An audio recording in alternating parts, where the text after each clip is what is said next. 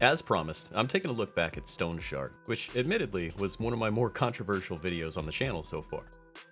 While there's been a great many changes to the game world, some notable improvements, and I've gotten somewhat better at it through sheer persistence, it's still very much a struggle to play, in my opinion. To recap my takeaways after the first video, I concluded that the game felt limiting, and things felt a little bit too much like a gamble.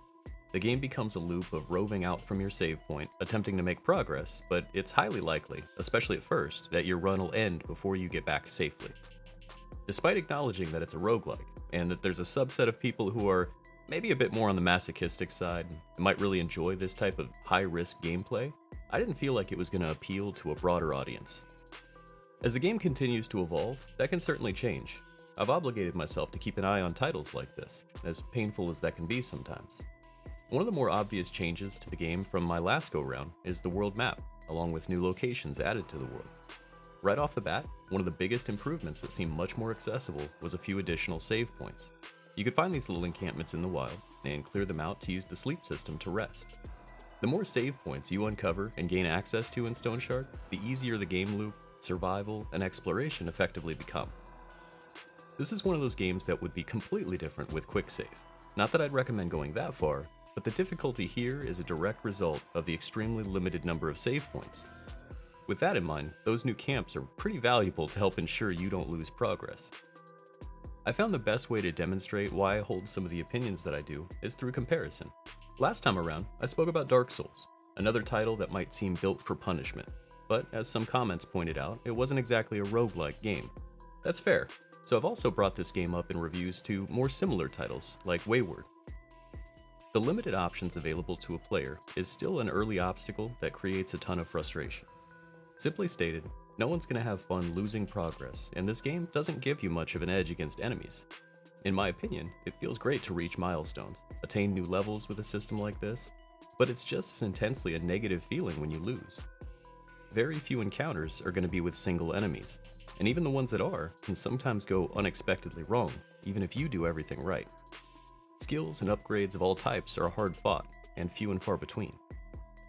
Talking to NPCs in town can now allow you to hear rumors that start to populate areas of interest on the world map. You can explore outward, as you learn all about the plant and animal life along the way. The flora of the game is really diverse. It has a lot of different herbs and mushrooms that have different positive and negative effects. Learning and mastering this stuff can hopefully help as you meet up with the fauna of the game world.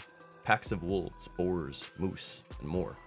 Any of which can easily stomp down a player who suffers a few bad rolls in the early game. The map has grown much bigger as well, though I haven't managed to delve very deeply myself.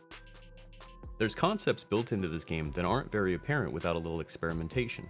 There's certainly a big learning curve, because you'll need to be prepared to deal with a large number of ailments and situations. More than just health, you're managing sanity, morale, pain, and individually vulnerable body parts with health bars. It's a lot to deal with at first, but it does become more manageable as you learn, mostly via failure, how best to deal with these various emergencies. For the risk involved with everything, I found the loot tables to be pretty sparse. Getting to a point where you happen onto a locked chest usually means you flip the coin of fate multiple times to even make it that far, and ending up leaving a dungeon without anything really worthwhile felt a bit too common, especially when a few wolves can potentially ruin your day on the way home. A few basic upgrades are certainly worthwhile once you're able to secure them, but sometimes it's a longer grind. The takeaway I had with the changes made to the world, with additional thought and functionality surrounding the save system, it's likely we're going to see even more changes as things progress, and that could make things much more approachable for new players.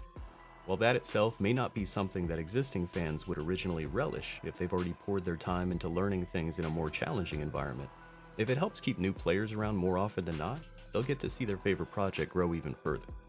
As it stands right now, this one isn't really any fun for me. I feel like I'm playing this one out of obligation and kind of taking one for the channel. That said, there's a lot of hope here. I'd like to get further in this game without rage quitting, and see what the late game really has to offer.